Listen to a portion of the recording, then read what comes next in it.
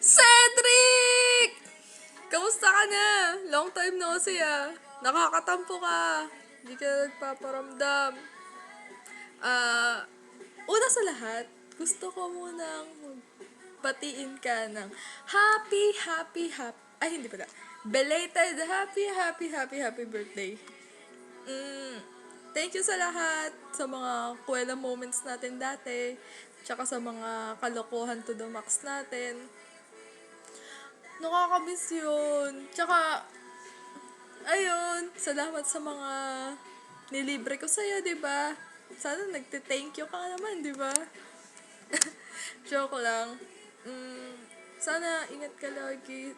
Sorry kasi late kitang nabati kasi busy.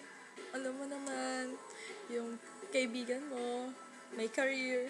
Wow, career social. Ayun. Kaya, tsaka, sana, wish ko sa birthday, wish ko sa'yo para sa nakaraang birthday na sana humaba pa life mo, sana maulit next year. Sama, no?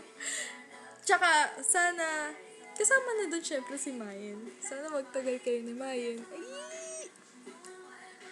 Ayun, miss na kita.